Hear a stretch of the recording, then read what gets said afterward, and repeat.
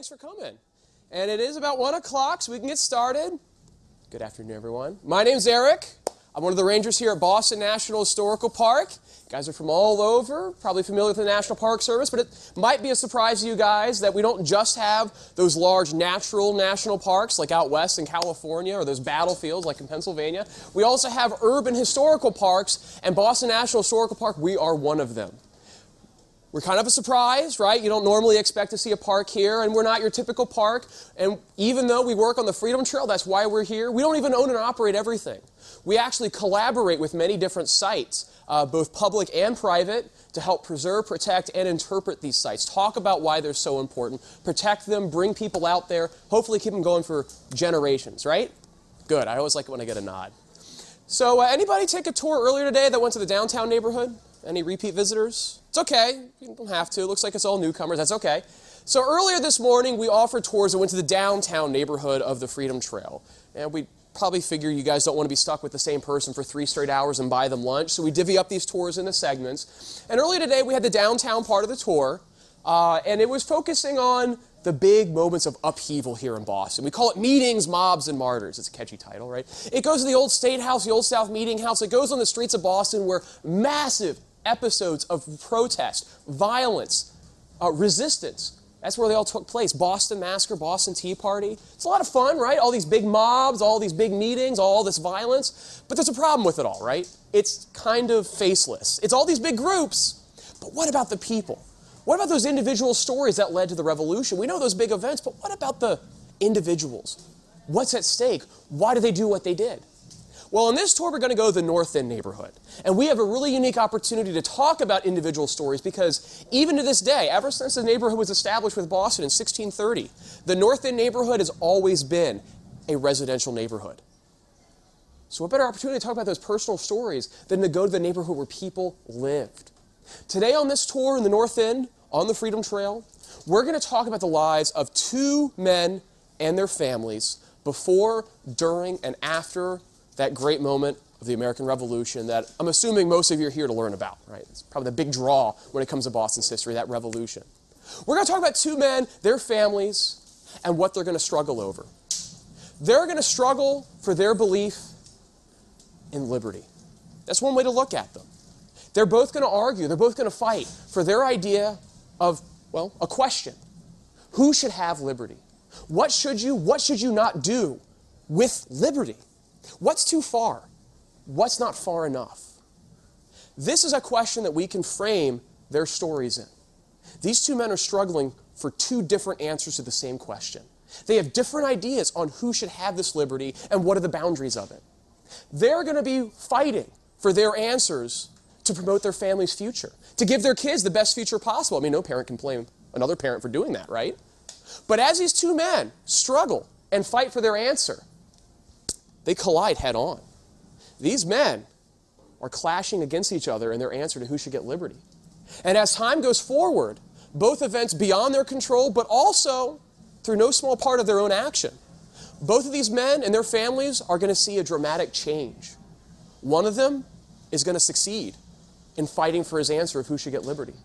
The other is going to lose everything, fail abysmally over his fight of who should have liberty. Now, our first stop is outside at Faneuil Hall, but there's a big band, it's cold. We'll do a quick introduction in here. But we start our story exploring these 2 people, their past, their present, and their future, here at the center of Boston. I mean, with the band blaring outside and all the street performers and food, it's not hard to illustrate when you came here outside that it's a busy center of town, right? When you visit Boston, Faneuil Hall, Quincy Market, that's the heart and soul of Boston. It's all the action. Now, right upstairs, we have shops. And that's been a marketplace upstairs for 271 years. Now, the hall was originally smaller. In fact, this whole half of the building didn't exist. It was a skinnier building, same length, 2 stories. That first floor was a marketplace where people all over town came to the middle to buy, sell, and trade, to buy groceries, to feed their family, to meet business contacts, find work. Every other day, people came from all different neighborhoods, came here to buy, sell, trade, make ends meet. But on the top floor, the second floor, above the marketplace, it wasn't just the center of the economy here in Boston, But the second floor was the center of the politics of Boston. The town meeting, the town government met there.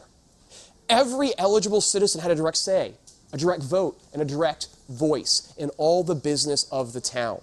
Laws, taxes, expenditures. If you want something to happen in your town, you could go and actively debate, yell at, insult your neighbors, and legally get away with it.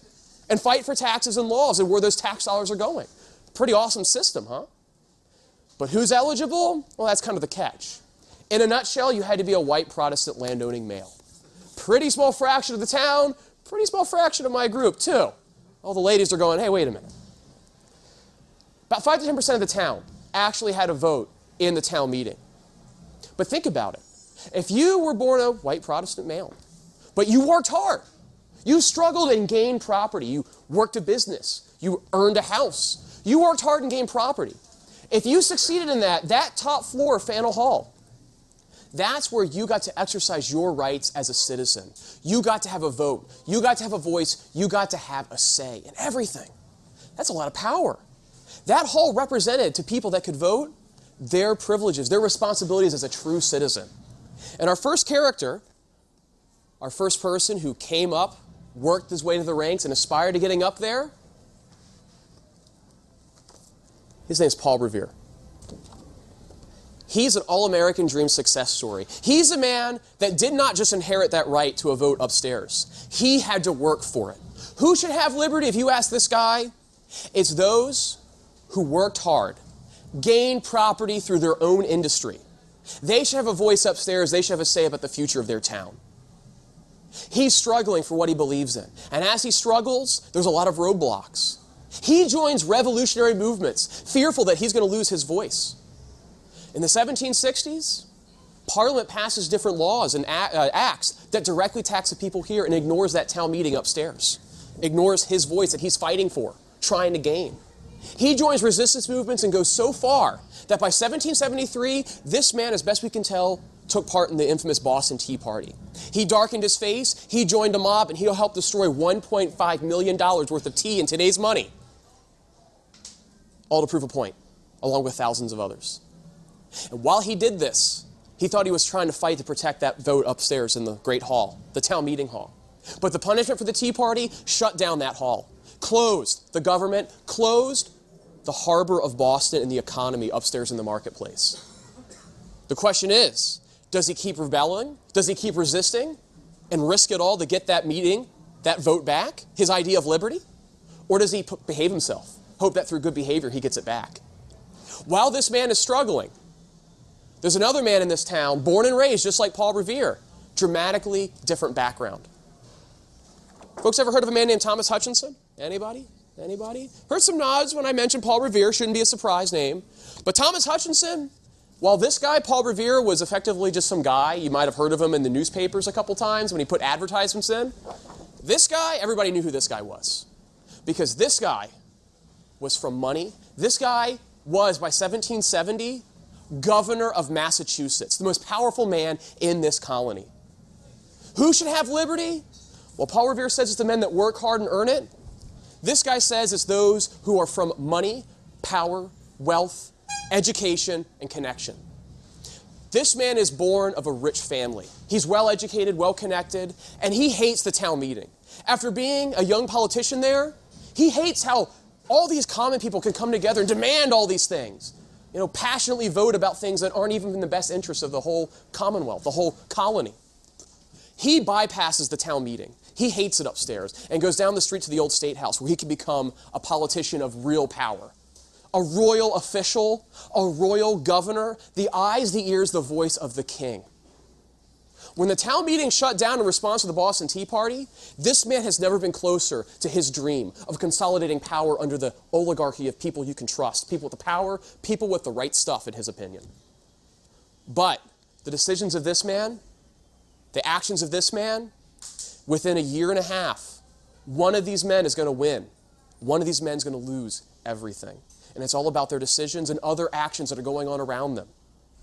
How did they get to this point where one's going to lose everything? One's going to gain everything?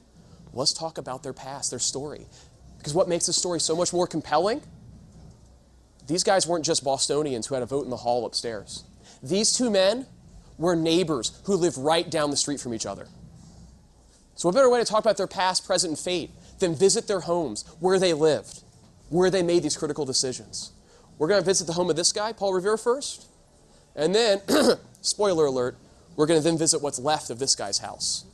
Talk about what happens. Talk about their choices. And talk about the fate of their families and that struggle of who should have liberty. We're going to head out the side door, reconvene there, and head outside. Follow me.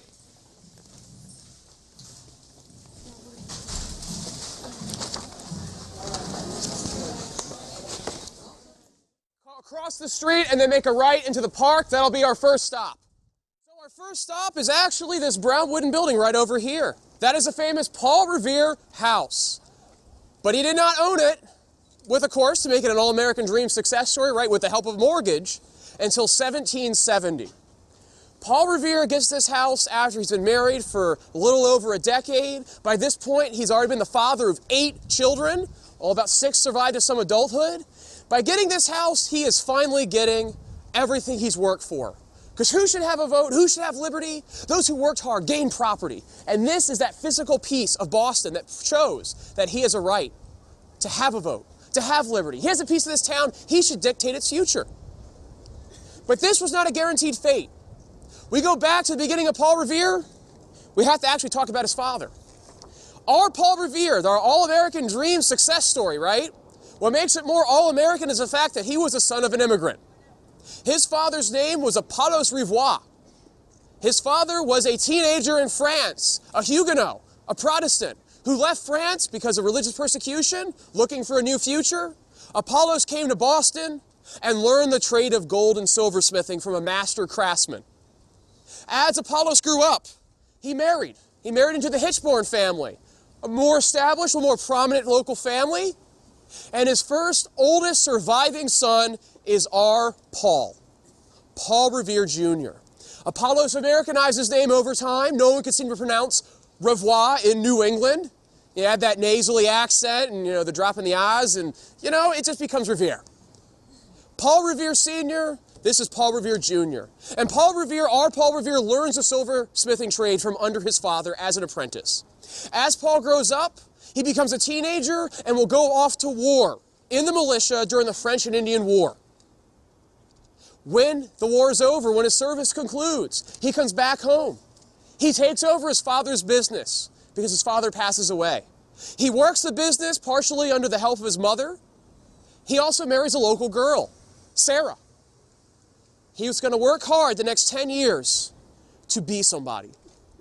After fighting in that war, after working hard, taking over his father's trade, Paul Revere is going to struggle to earn enough property to be a voter, to be a citizen. And after he gets married, his first kid's already on the way 6 months later. You can do the math if you want.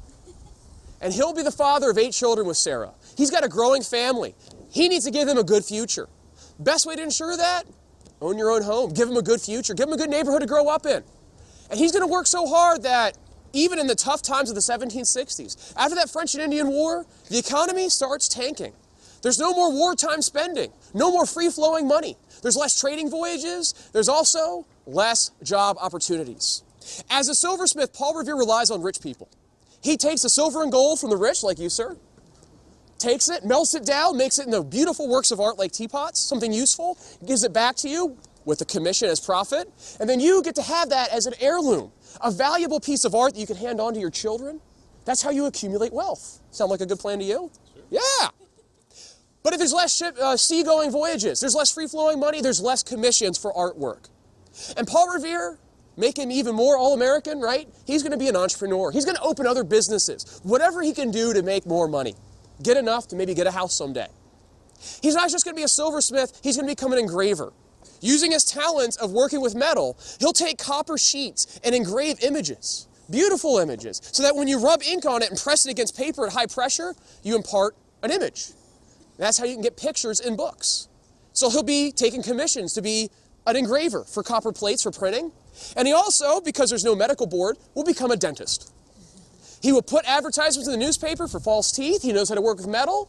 Again, no medical board, so you can just say you're a dentist. No Angie's List to verify. You just gotta hope.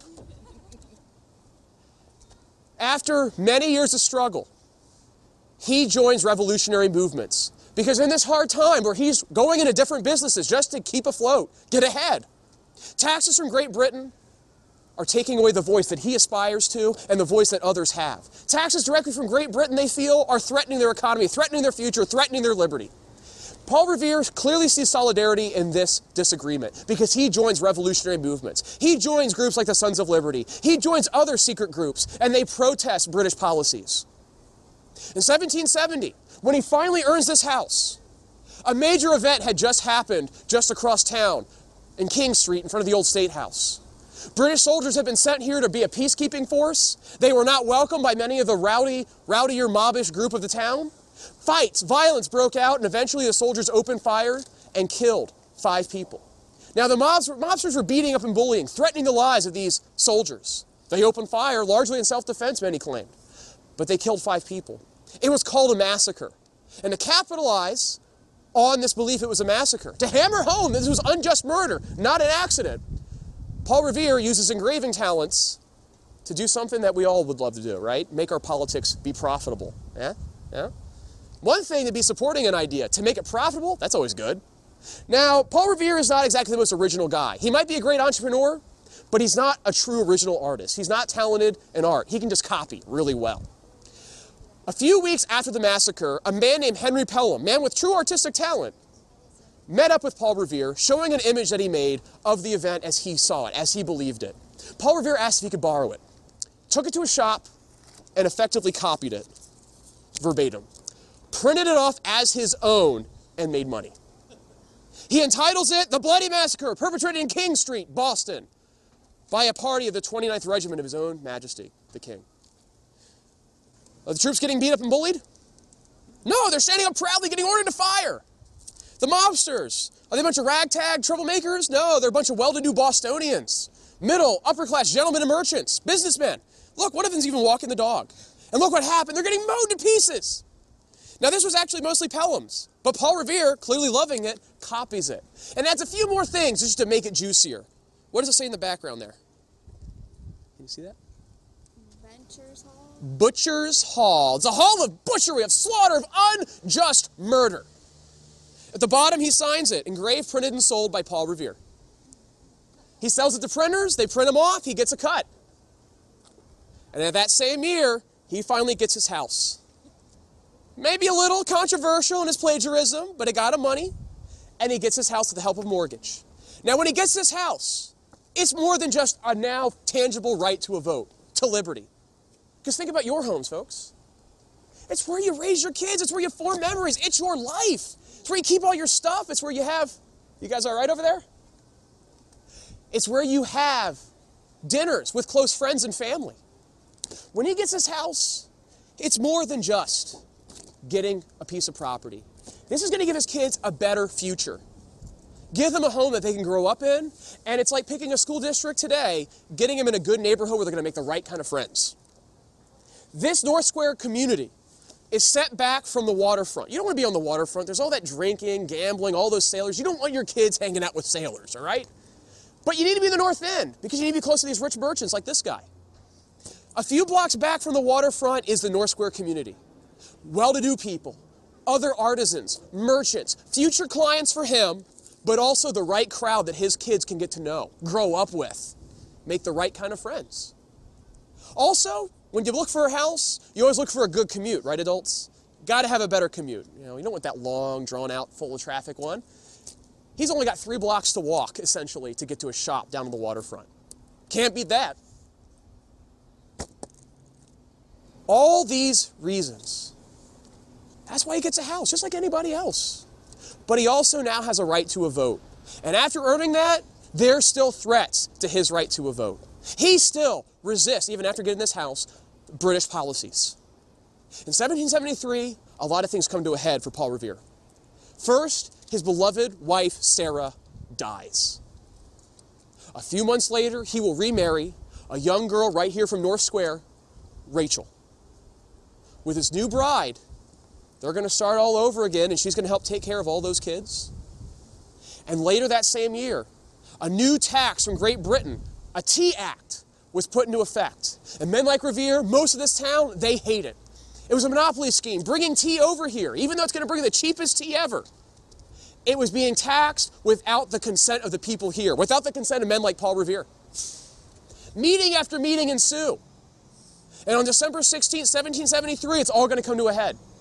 Paul Revere leaves Rachel with all those kids that aren't hers in the middle of the night and walks down the street to a secret meeting. Not the main meeting at Old South, but a secret meeting in a nearby house. He's going to darken his face with other men, get in costume, perhaps with Mohawk Indians, as most say. And when a signal was given, when the meeting demanding the tea be sent back to Britain and not be taxed, when it failed, Plan B sprung into action. Men like Revere, disguised as Mohawk Indians, rushed out of their homes, rushed past that meeting at Old South, distracted everybody, and ran down to the docks. For hours, these 150 men, with thousands watching, would go to down below the hold of these 3 tea ships, haul up 342 chests of tea, hack open those crates, dump it all overboard, and destroy, in today's money, $1.5 million. And the punishment, after this guy thinks it's a pretty good idea, most people think it's a pretty good idea, nice and principled, it came here, it shouldn't be here, we send it back. Take that. The punishment will shut down that harbor. It'll shut down the town meeting. It'll overrun the colonial government with royal oversight and control, and British soldiers, in response to the Boston Tea Party, will return in greater numbers. Thousands will be stationed in Boston, marching up and down these streets every day. And thanks to the Quartering Act, they can knock on the door of anybody who lives here and demand room and board. Paul Revere doesn't have any soldiers living in his house, but right around this immediate square, his neighbors are now British soldiers and officers. The highest ranking in a house that once stood right here, Major Pitcairn of the British Royal Marines, right across the street from Paul Revere. Paul Revere has a tough decision to make. Economy was bad before, now it's dead. There are no ships here. That was the lifeblood of this town, 3rd largest in North America, now it's dead. Everything he worked for, it's gone. He doesn't have a right to vote, it's being taken away indefinitely. Does he ask for forgiveness, behave himself? Or does he keep resisting? And this man decides to risk that home, his whole family, everything he's worked for, the business he built up to so much that it became after he inherited it from his father. He risks it all for his beliefs. He is going to become a spy. With British soldiers right around the corner and across the street from him, he becomes a spy against his own country, against his own nation's army, because he doesn't believe that what they're doing is right. He's going to commit treason.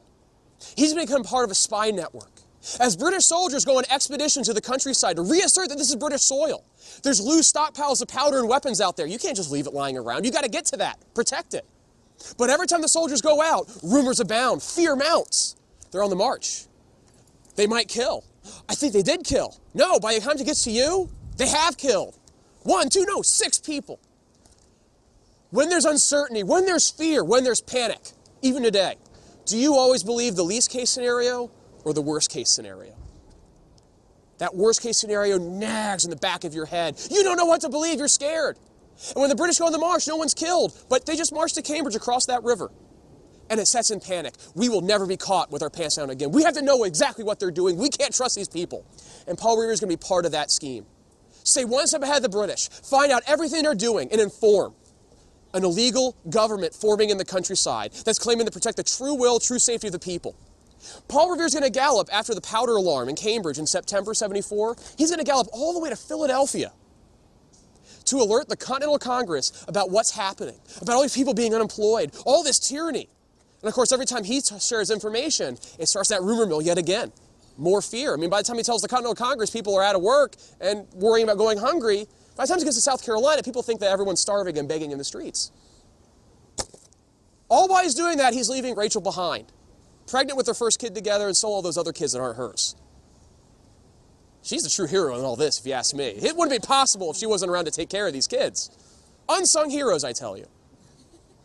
And after that ride, he's going to go on another ride in December.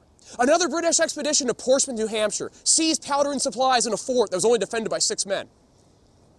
Paul Revere himself is going to gallop in the dead of winter, in the snow, all the way to Portsmouth, New Hampshire. On a good day, it's just over an hour's drive.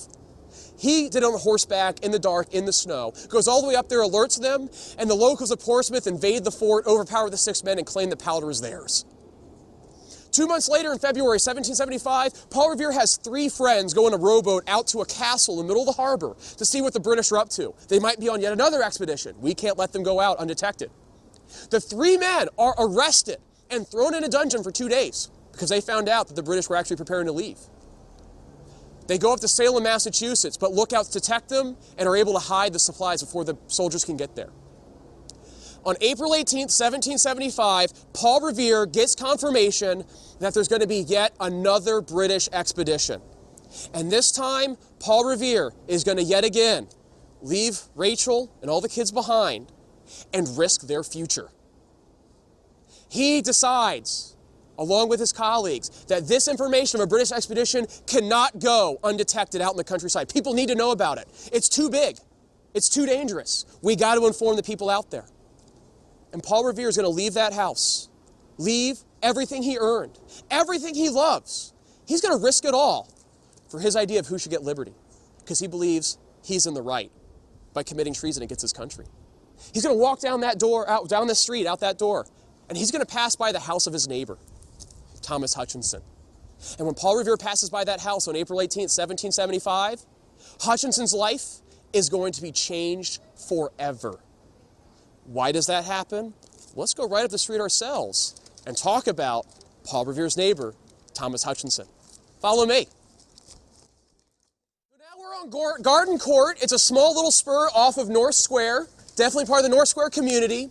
And this is where the grand family mansion of the Hutchinsons once stood. See that sad little plaque over there? That's all poor Tommy Hutchinson gets.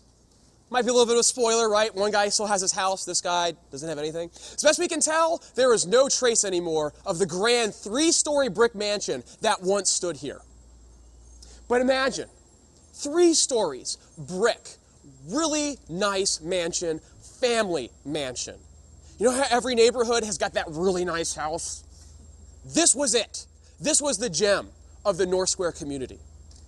Thomas Hutchinson was born and raised in that house. Thomas Hutchinson was not the son of a recent immigrant, but was the son of a well-established Puritan family. They had come here in the Great Migration in the 1630s. After 100 years, they bought low, they sold high, they traded all across the Atlantic and made a lot of money. Thomas Hutchinson, he was a bright young man. He showed a lot of acumen and skill in being a merchant. He made all the right decisions, made all the right trades, and because his family already had money, that his nice, great mansion and all that good stuff, when he's just a teenager, he goes to Harvard and gets a degree. Already smart, gets an education. While being a merchant, with all that extra free time, with the success and skill, he starts dabbling in politics. First at the town level. He's a town meeting voter. Once he turns 21, nobody denies this guy a right to vote. No one's going to question his right to property. He's got plenty of it. He meets the requirement. Plenty. But as he starts taking his time in the political system, he starts really not liking the town meeting. All these upstarts, all these people who really aren't that well educated, they're making all these demands. They're fighting for things that he doesn't agree with, that he's worried is going to be the downfall of this town. Not really good policy decisions. He starts finding himself drifting away from town politics towards colonial and more royal politics. It's a royal colony after all. And after successive international wars, this empire is getting bigger. And the need for accountability in this empire is getting bigger. The empire needs willing men to run this empire, to be officials for it. This guy sees an opportunity. Because in his eye, who should have the liberty? The elites, the well-educated, the well-connected, the people at the time and the ability for it. Now, of course, a lot of us are going to disagree with this. We like Paul Revere a lot more, right? We see more eye to eye with his beliefs. But let me put it this way, just to give you a little taste of what this man truly believed. You are able to vote. Think about all the times you've had that wonderful, wonderful right. And then think about the results of those elections. When you go, really? You voted for that candidate? You voted for that law? How stupid could these people be? It's usually I get a couple nods. Yeah, it doesn't always go our way. Do we really think that people know what's best? We like to say that, but sometimes we have our doubts. To this man, that was true anarchy. For all these people just making these demands and doing all the wrong things. A democracy was a scary, scary thing. Even a republic. Men at the top should call the shots because they're way up there. They know what's best for everybody down below. Of course, that's what this man thinks because, let's face it, he's on the top. But even despite that, who can you trust at the top? Friends and family. And as this man rises to the top, enters a new realm of royal politics, he takes his brothers, sons, brother-in-laws with him. In the 1750s, he becomes lieutenant governor. After lots of wheeling and dealing, after lots of work, after lots of political favors to friends all the way across the ocean in London, as well as here, when they needed a new lieutenant governor, they picked Thomas Hutchinson. After being a low-level court official, being a low-level judge and a representative, he is a second in command of this colony. He gets a nice salary, nice pension while still being a merchant. And then a few years later, the Chief Justice of the Superior Court, the highest court of Massachusetts, is available. He gets it while still being lieutenant governor. He's the most powerful in the judicial, the second most powerful in the executive. 2 salaries, 2 pensions, still a merchant. And then, as the years go by, he has more power as lieutenant governor that he can begin to nominate people to office. In 1765, a new office was created called the Collector of Stamp Taxes. Who could he trust with this position? Why, his brother-in-law, Andrew Oliver. You like money, right, buddy? You like money? Sure. Yeah, you like money. And do you want to work hard for it when you can get it easy? Maybe get a little easier. Thomas Hutchinson, his brother-in-law, Andrew Oliver, will become the new collector of stamp taxes. Easy job, collect the money, get a nice salary. Now, this new Stamp Act was passed by Parliament, and Hutchinson disagreed with it. But because he was lieutenant governor, he felt it was his job to enforce the law no matter what. He's bound to do it by law. And he might as well make it pay. Paul Revere does it, right? Give it to his brother-in-law, someone he can trust. But that new Stamp Act would be the straw that breaks the camel's back here in Boston, with mass protests against taxes. No one here voted for it. And even though Parliament passed it, rumors were circulating by men like Adams and Hancock, Samuel Adams, John Hancock, that this is the man who came up with the Stamp Act. Not Parliament, but this guy. Get rich off of all of us. Riots break out. Andrew Oliver, he sees his office torn to the ground. And a few days later, looking to even the odds against this man, on August 26, 1765, a mob marches straight up the very street we just walked. They're heading straight for this mansion where Hutchinson, now a widower, his beloved wife passed away in the 1750s. He has a couple children, young daughters. He's having dinner with them. And a man knocks on the door and interrupts his dinner, telling him that a mob's on the way, and if he values his safety, he needs to get out now. He tells his daughters to hide in a neighbor's cellar. And he's going to stay and defend the family mansion. He grew up in it. It's the family home. This is his castle. He's going to defend it. But his daughters beg that he goes with them. They could not bear to lose their only parent. They need him. At the last minute, he goes out the back, into the neighbor's cellar, while the front door is barreled down by hundreds of angry mobsters. They eat that dinner. They drink the wine cellar dry. They pocket every valuable, every cent of cash they can find. They kick and punch all the dividing walls down. They deface fine canvas portraits. They destroy fine mahogany furniture. They don't stop till they're on the roof, tearing out every shingle they can. They don't stop until the sun rises and they all hide in the shadows. They all disappear, and not a single man is caught or arrested.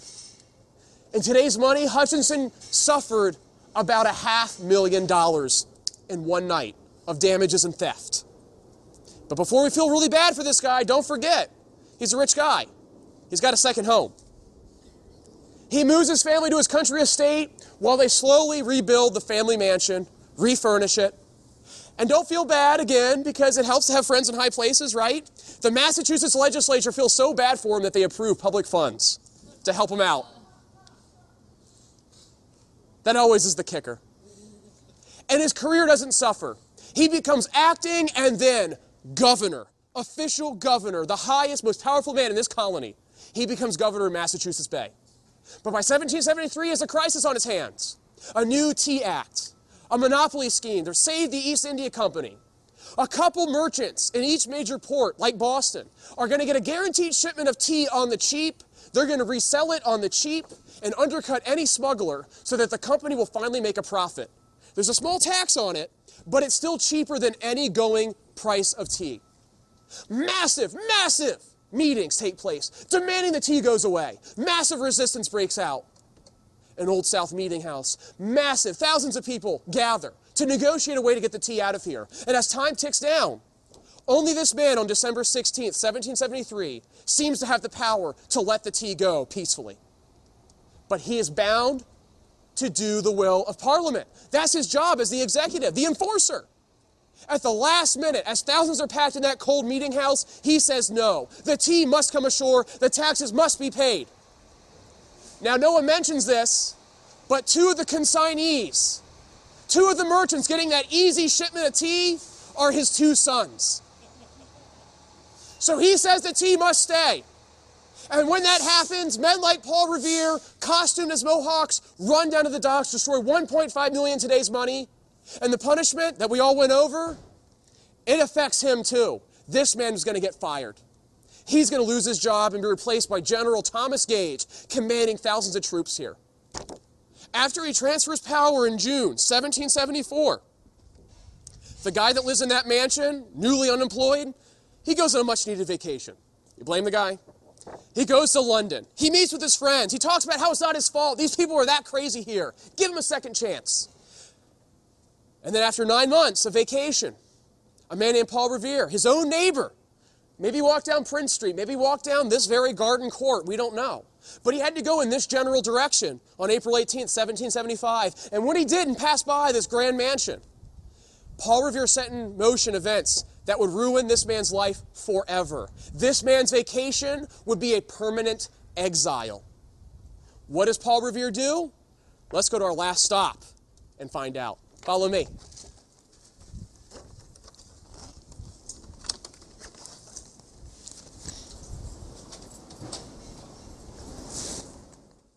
Also, if you like this, you can check out the Make Way for Duckling statues and the Washington statue of the Public Garden. They are also decked out in their jerseys and beards. The neighborhood always loves to decorate him. He's a symbol of the town. But we're not actually here because of the statue and all the laughs we can get. Our last stop is here actually because of that beautiful steeple behind him. That we know we know Hutchinson doesn't have a lot to look forward to, right? We know Paul Revere has a great future ahead. There's a big, big night coming up. We know he's going to do that famous midnight ride, but this statue is quite misleading because if you look at his face in the 1760s, and then look at this guy, it's supposed to be him in 1775, yeah, they definitely used some license to make him a lot younger and sexier. Sarah and Rachel were clearly good cooks, right? He's got that middle-aged weight. You know, Paul Revere, he's a lot younger in this statue, even though he's older. And of course, he didn't ride the horse through town on his midnight ride. It's like driving today in Boston. You just don't do it. We'll get to that. But first, I want to do one quick thing. We've established that Revere and Hutchinson are neighbors, right? Is anybody going to deny that? They're neighbors. They're right down the street from each other. But did they know each other? Now, socially, one man is the upper crust. One man is clearly middle class. They would not have socially, in occasions, things like that, associated with each other, but they did know of each other and who they were. I have a document that helps prove that. You know how Paul Revere did engraving on the side to make some extra money? If not, sometimes for his own politics? Well, in 1773, brand new wife, tea party just 3 months away, he was approached by a printer who was producing an almanac for 1774. You know, you print one every year. It's got all that basic information you need.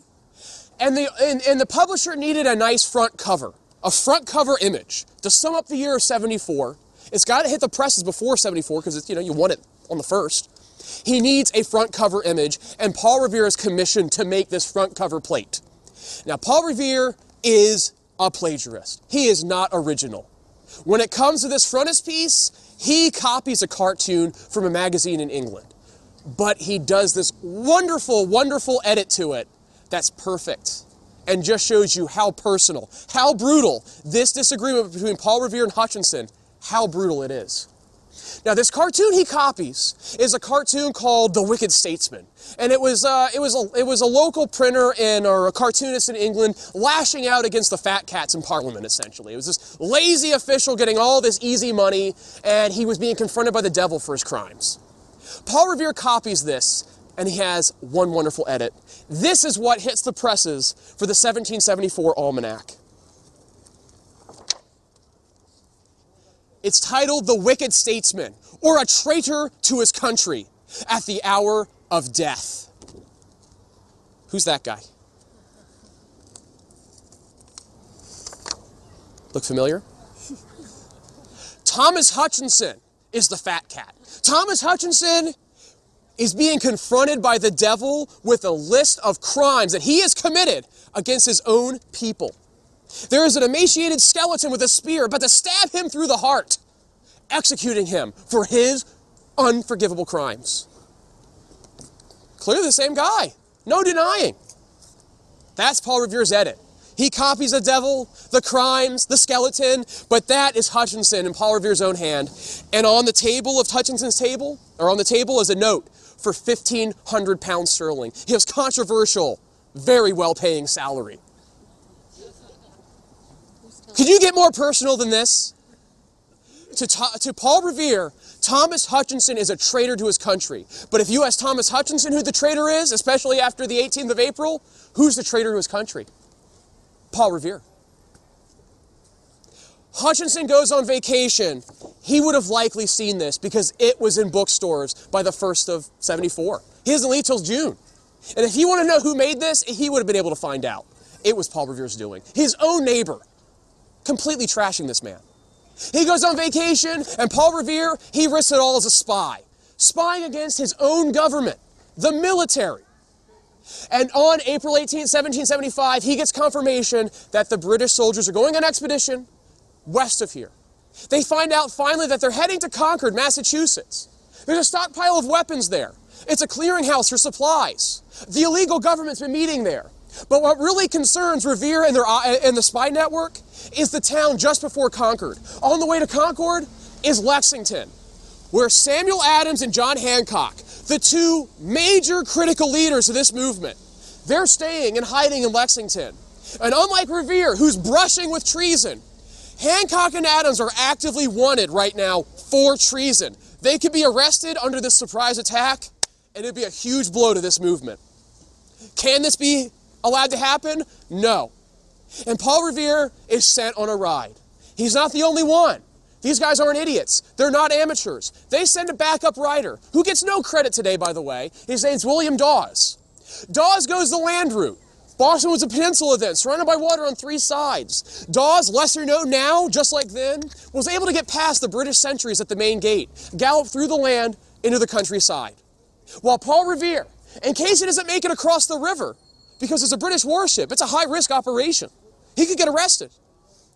In case he doesn't make it, he had a prearranged alert system just in case with friends on this side and the other side of the river using that steeple of Old North Church.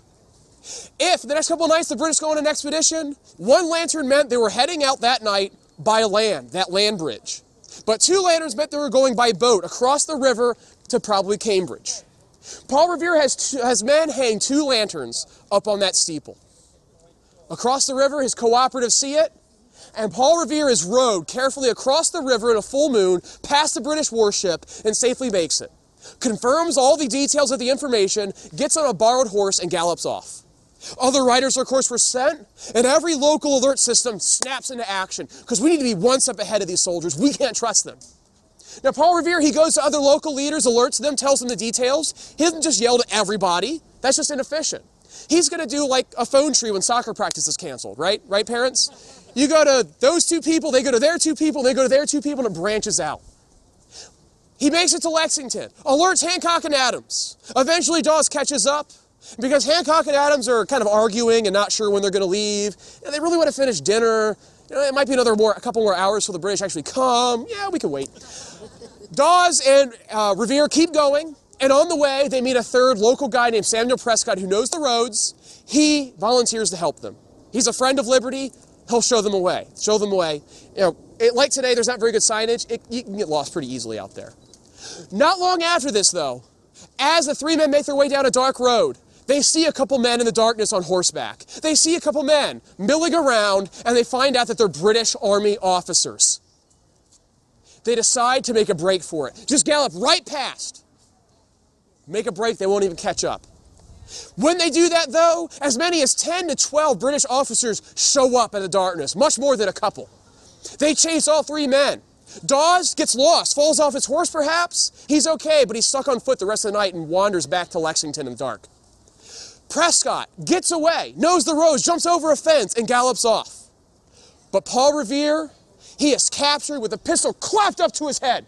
If you move a muscle, I'll blow your brains out, an officer exclaims. All 10 officers gather around, and they interrogate their prisoner at gunpoint. The leading officer comes closer with a pistol in hand. And according to Revere's own account, if you need to tell us everything you know. And if you don't tell the truth, we will kill you on the spot. 2 inches from a gun barrel, Paul Revere, does he give all the information out? Does he tell a lie? Everything this man has worked for, his life, his family, his home, his business, everything is one trigger pull away. This is how close this man is risking it all. And what does Paul Revere do at gunpoint, demanding these officers to know what's happening?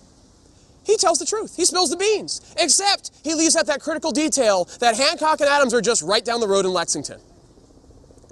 Everybody knows you're here. Everybody's alerted to your presence. You are not safe.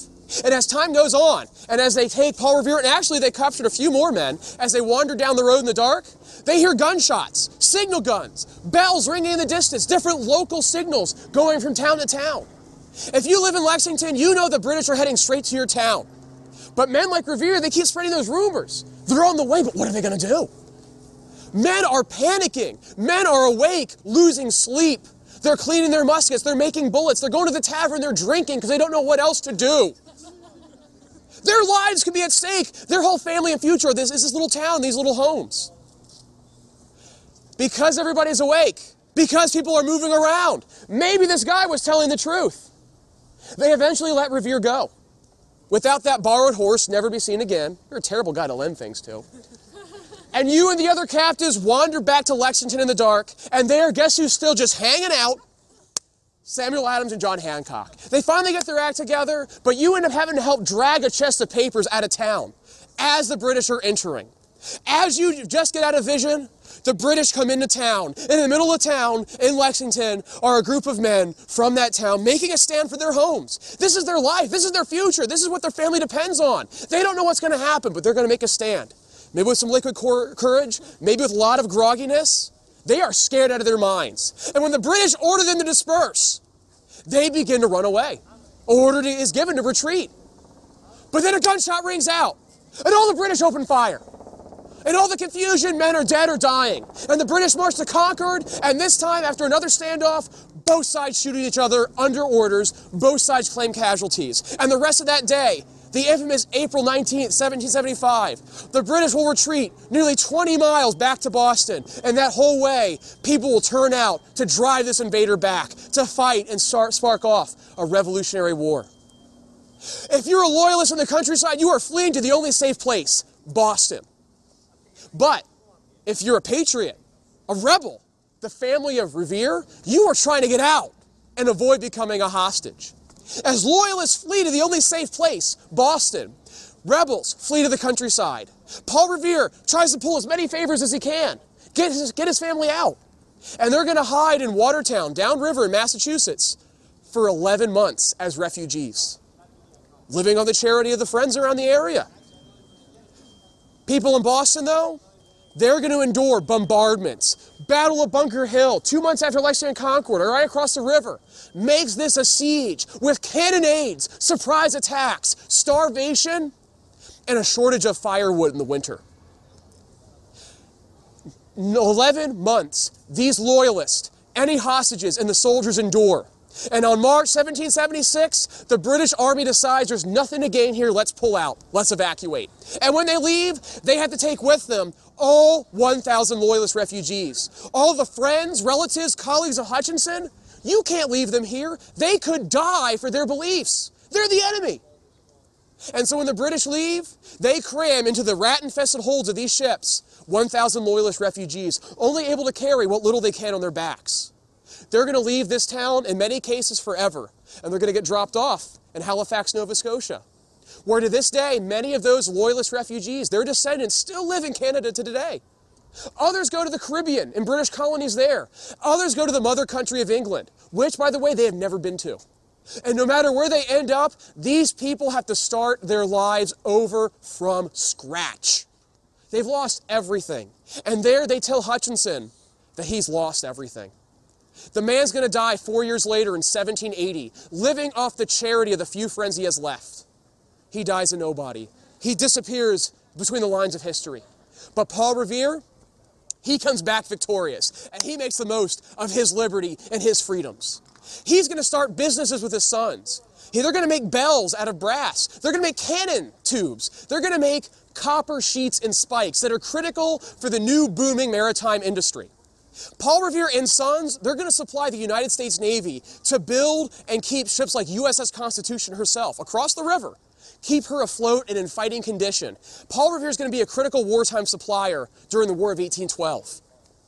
He's going to use his liberty to the max. He's going to lobby Congress for protections for the copper industry. The all-American dream of using your freedom of speech, right? He lobbies Congress. He has a successful industry. He passes it on to his kids. His sons, his grandsons, they're all going to be successful. He's going to die in 1818, a successful industrialist. A man that sold that house we visited and bought a nicer brick home here. A man that sold that house and got a nice country estate near his factory in Canton, making all that important copper fixtures. He's going to die in 1818, a success. And to this day, the Revere family still lives on. They're on the board of directors for the Paul Revere House Memorial Association. This man, he fought for his idea of who should get liberty. He succeeded. But the question does not end with the death of this man. In fact, it continues on. This neighborhood, while this man lived here and Hutchinson lived here, had both free and enslaved African Americans. Should they have liberty? Should slavery be abolished? Should it be continued? Do people of a different race have a right to citizenship? That debate tore this town, this country in two. It began a civil war. And at the eve of that civil war, a man named Henry Wadsworth Longfellow wrote a poem about this man's midnight ride. Yes, it brought alive that man's story, but it was also a call to arms for young men to fight a new birth of freedom, to fight to protect the country this man created, and he would never be forgotten ever since. Who should have liberty? This neighborhood became an immigrant neighborhood. Irish, Jewish, and most famously Italian immigrants immigrated here with a different language, way of life, religion, background. Should these people have liberty? What should they? What should they not do? What are the boundaries? These issues brought violence to this neighborhood. Strife, anger, struggle over differing ideas. It continues on to this day. All of our major issues today, it all boils down to who should have liberty. Think about it. Right to life, right to choice. Immigration reform.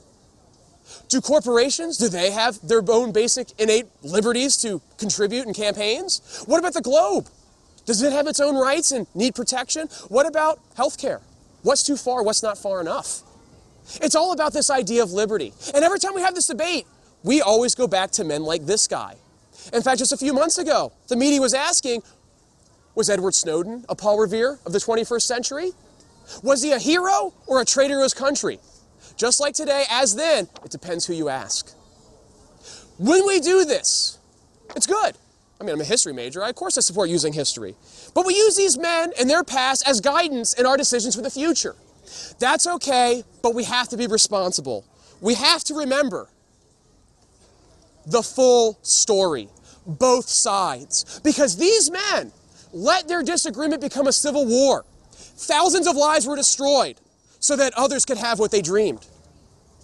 If we remember the true ramifications of this revolution and what these two men truly brought forward, and then apply it to our decisions in the future, we will make better choices. And we really will help make this world a better place. And with that, I thank you so much for braving the cold and coming with me today. Thank you.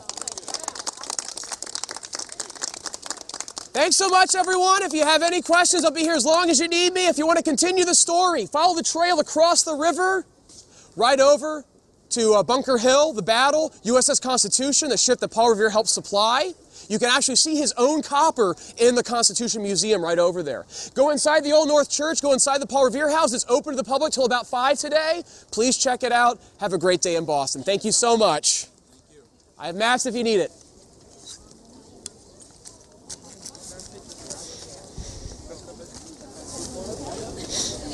You're welcome. Thanks for coming. Thanks for braving the cold. My pleasure. Anybody need masks before they head out? Okay, good.